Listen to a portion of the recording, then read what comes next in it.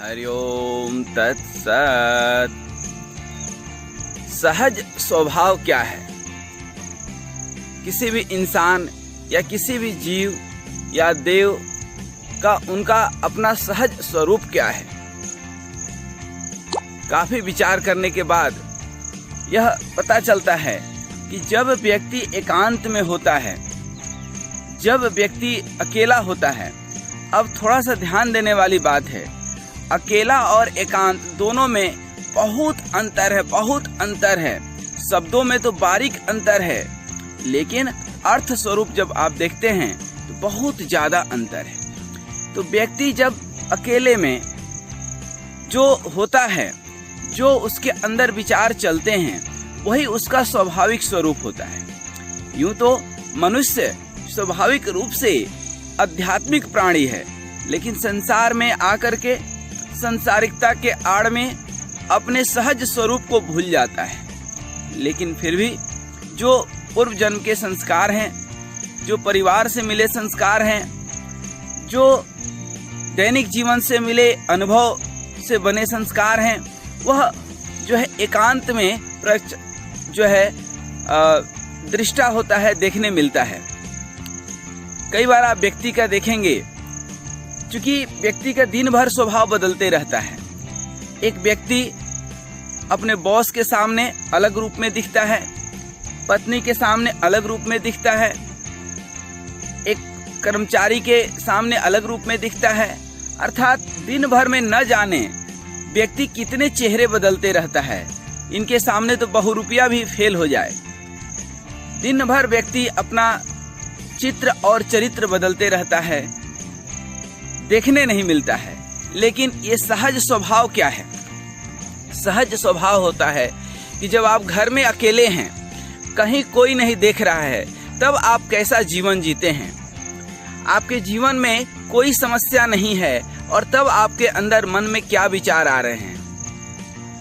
साधन जुटाने के विचार आ रहे हैं या साधना करने के विचार आ रहे हैं? भगवान के भजन मन में चल रहा है कि भोजन की व्यवस्था करने में आप लगे हैं? जीवन में उपासना के विचार चल रहे हैं या वासना के विचार चल रहे हैं? देखिए, ये सब निज स्वभाव है। और कोई व्यक्ति देखेंगे कि वह प्रकृति से जुड़ा हुआ और पेड़ पौधों से प्यार करने वाला, कोई जानवरों से प्यार करने वाला, ये सब व्यक्ति के सहज स्वरूप हैं। किसी किसी व्यक्ति का देखेंगे, वो दिन भर दूसरे के निंदा, दूसरे के चुगली करने में लगा रहेगा। हमारे एक बॉस हुआ करते थे, उनका एक ही काम था, वह सिर्फ सुबह से शाम तक अपने बॉस की जो है चमचागिरी करते रहते थे। और जब मौका मिले तो नीचे जो है अपने अधीनस्थ कर्मचारियों के ऊपर दादागिरी करने लगते थे।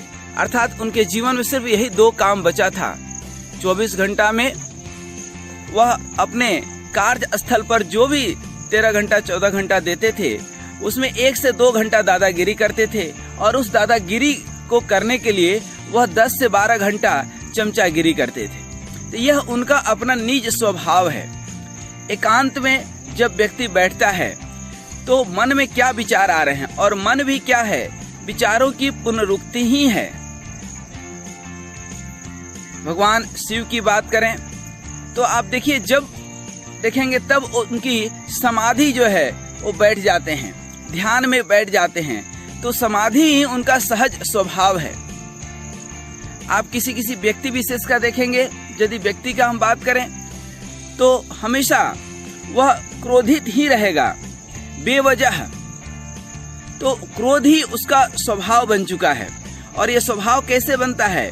बार बार उस चीज को हम जो है जगाते हैं, उस चीज को जागृत करते हैं, और हम ये विचार बना लेते हैं कि अरे मेरा तो स्वभाव ही ऐसा होते जा रहा है कि बात बात में क्रोध आने लगता है, और धीरे धीरे वो स्वभाव बन जाता है।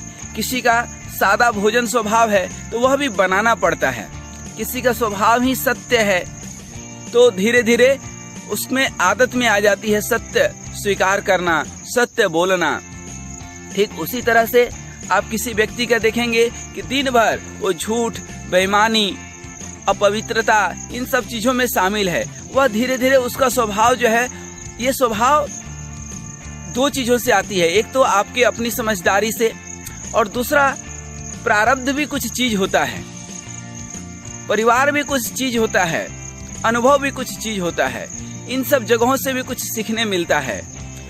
दुनिया भर की किताबें पढ़ते हैं हम लोग, दुनिया भर का ज्ञान हम लोग दिन भर देखते हैं, लेकिन उस ज्ञान को आत्मसात हम लोग नहीं कर पाते हैं। एक मूर्ख व्यक्ति मिला, वो कहता है हमें कि तुलसीदास जी, गोस्वामी तुलसीदास जो श्री रामचरितमानस के रचयिता ही नहीं, भगवान श्री राम के अनन्य भक्त हैं, उनके बारे में वह कमेंट करता है कि पत्नी से डांट खाए तो जो है वह भक्त बन गए, इतने बड़े लेखक बन गए। हम बोले तुम मूर्ख नहीं महामूर्ख हो। यदि पत्नी के डांट खाने से कोई तुलसी बन जाता, कोई सन्यासी बन जाता, कोई लेखक बन जाता, तो आज दुनिया में हर घर में लेखक होता, हर घर में भगवान का भक्त होता, क्योंकि शायद ही किसी घर में किसी पति को पत्नी की डांट नहीं पड़ती। तो ये उसका सहज स्वभाव नहीं है व्यक्ति का। सहज स्वभाव तो गोस्वामी तुलसीदास में था भगवान की भक्ति की, उनके अंदर वह आग था, एक चिंगारी की जरूरत थी, चिंगारी मिली और भगवान के भक्त में बन गए। लोगों को अनेक ऐसे मौके मिलते हैं, हर व्यक्ति तो नहीं बन पाता है। हर व्यक्ति से ये संभावना भी जो है नहीं की जा सकती है, उम्मीद भी नहीं की जा सकती है कि ऐसा भी कर सकता है।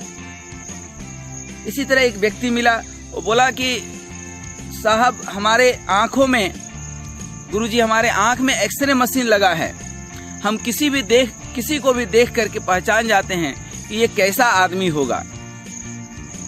हमने कहा इसका मतलब कि काफी सारे लोगों को देख चुके होगे, ये अनुभव होगा तुम्हारे पास। तो जी हाँ गुरुजी हमारे पास ये तो अनुभव है। हमने कहा कि कभी अपने आप को झांक करके देखे हो, निज मन मुकुरी सुधार, कभी अपने आप को सुधारने की कोशिश किए हो, कभी अपने आप को देखे हो? चुप। गोस्वामी तुलसीदास जी रामचरितमानस में लिखते हैं कि जो व्यक्ति दिन भर दूसरे की निंदा करते रहता है, दूसरे की कमियां ढूंढते रहता है, दूसरे की जो है दुष्टता देखते रहता है, उसको अपनी दुष्टता कभी दिखती नहीं है और अगला जन्म उसका चमगादड़ का होता है, क्योंकि चमगादड़ का हर काम उल्टा होता है। तो यह किसी मनुष्य का, किसी इंसान का ये सहज स्वभाव होता है। आप देखेंगे कि किसी का नंगापन, गंगा भी नंगा से हैरान रहती है, नंगापन हर जगह जो है वह अपना नंगापन दिखाएगा, अपनी दुष्टता दिखाएगा, क्योंकि उसके स्वभाव में दुष्टता आ गई है। आप अमीर परिवारों में देखेंगे कि प्राय फटे चिटे कपड़े पहनते हैं, वह फैशन कहला जाता है। सामान्य आदमी जो है पहनेगा फटा चिटा तो वह गरीब कहलाता है। इसका मतलब कि उसका नंगा रहना स्वभाव है, उसका दिखावा, किसी का दिखास छपास बकवास ही स्वभाव है। दिन भर बकरी की तरह माम करते रहेगा, ये उसका अपना निज स्वभाव है। तो व्यक्ति को अपने निज स्वभाव के ऊपर ध्यान देना चाहिए। और मैंने आपको शुरू में ही कहा, निज स्वभाव तो परमपिता परमात्मा आध्यात्मिक बना करके भेजते हैं, लेकिन व्यक्ति संसारिकता में उलझते जाता है और इतना उलझता है कि उसका स्वभाव संसारिक हो जाता है। संसार बसने के लिए है, फंसने के लिए नहीं है। कमल के फूल के तरह संसार में रहिए, समृद्धि के लिए यत्न कीजिए, धन महल सब चीज जुटाइए, लेकिन रहिए ठीक वैसे ही जैसे कमल का फूल कीचड़ में भी रहता है, लेकिन कीचड़ उसको नहीं लगता है। संसार में रहिए, संसार में डूबना नहीं है, फंसना नहीं है, संसार में रहना है। सारे नित्य कर्म करने हैं, सब कुछ करना है, लेकिन निज स्वभाव जो अपना है इंसान का, आध्यात्मिक स्वभाव, उसको बनाए रखिए। नहीं जब बनाए रखते हैं, प्राकृतिक स्वभाव नहीं अपनाते हैं, तभी तो आज देखिए, आज जानवर जो है वह अपने प्राकृतिक स्वभाव में जी रहा है। इसीलिए कहीं जानवरों का हॉस्पिटल बहुत कम देखने मिलता है और ज्यादातर वही जानवर हॉस्पिटल जाते हैं जो पालतू हैं, जिनको इंसानों ने जकड़ लिया है। जंगल में रहने वाले ये जानवर कभी भी इनको हॉस्पिटल की जरूरत नहीं पड़ती है, शायद ही कभी तबीयत खराब होता है। लेकिन इंसान अपनी स्वाभाविक प्रवृत्ति को छोड़ दिया है, प्राकृतिक भोजन को छोड़ करके तामसिक भोजन कर रहा है, आसुरी भोजन कर रहा है।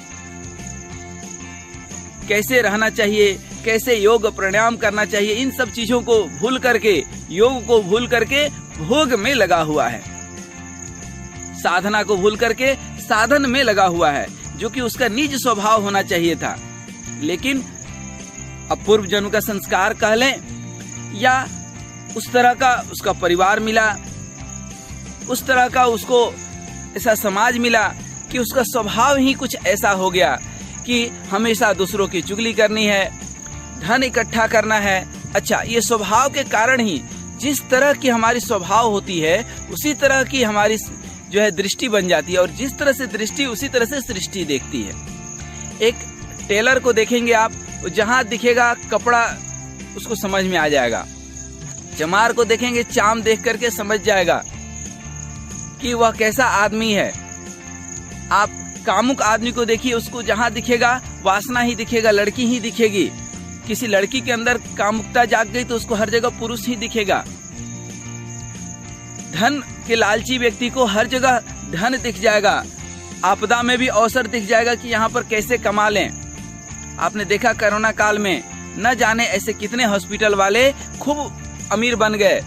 क्यों? क्योंकि उन्होंने आपदा को अवसर में भुना लिया।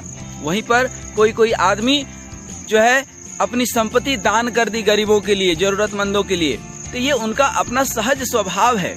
तो ये सहज स्वभाव आपका दान करना है या परिग्रह करना है या भगवान का भजन करना है, यह आपको कैसे पता चलेगा?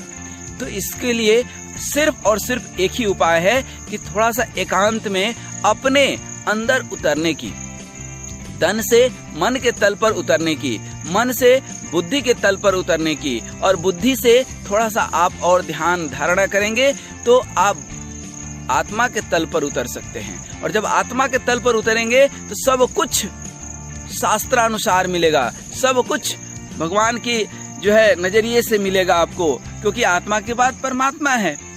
आत्मा परम पिता परमात्मा का अंश है। और जब स्वाभाविक जीवन जीते हैं आप शास्त्रोक्त अनुसार, प्रकृति स्वभाव के अनुसार, तो जीवन में अनंत आनंद मिलता है, अनंत सुख मिलता है, परम सुख मिलता है, परमानंद मिलते हैं। क्योंकि व्यक्ति ये क्षणिक सुख में इतना मग्न है, यह जानते हुए भी कि यह सुख सदा रहने वाला नहीं है, न सदा रहा है न रहेगा। जमाना किसी का चाहिए नहीं, दुखाना दिल किसी का। आदमी किसी का दिल दुखाता है तो सोचता है कि हम बहुत सुखी हो गए। किसी को कष्ट दे करके, किसी को जो है उलाहना दे करके बड़ा खुश होता है। जीवन में कुछ लोग संबंध बनाने में विश्वास रखते हैं, बनाना चाहिए, लेकिन संबंध बनाने से नहीं बनता है। संबंध को निर्वहन करना पड़ता है, निर्वाह करना पड़ता है। संबंध ऐसे ही नहीं चलते हैं, संबंध दोनों तरफ से चलते हैं और उसका निर्वाह करना पड़ता है। यदि आप निर्वाह करने में चूक गए तो संबंध टूट जाएगा। इसलिए जीवन में किसी को देखिएगा कि कर्जा लेकर के अपना दर्जा बढ़ा देगा, दादा भरोसे फौजदारी करेगा, क्योंकि उसका स्वभाव है। किसी का आलस्य, निद्रा, प्रमाद, झूठ बोलना। वहीं पर थोड़ा सकारात्मक दिशा में जाइए तो किसी व्यक्ति का आप देखेंगे हमेशा भगवान का भजन करना, ध्यान करना, सत्य बोलना, मौन व्रत का धारण करना, अर्थात कम से कम बोलना, क्योंकि ये शब्द ही सारे समस्याओं का जड़ है। तो आइए आज हम अपने सहज स्वभाव का थोड़ा पता लगाएं, एकांत में स्वयं के अंदर उतरें। दिन भर दूसरे को हम लोग देखते रहते हैं, दूसरे के कमियों को ढूंढते रहते हैं। लाली देख न मैं गई, तो ये वही कबीरदास कहते हैं कि कभी अपने अंदर भी उतर करके, अपने अंतरात्मा में उतर करके स्वयं को देखो कि हम क्या हैं, हम कितना सही काम कर रहे हैं, क्या हम जो कर रहे हैं यह आत्मा गवाही दे रही है कि करना चाहिए।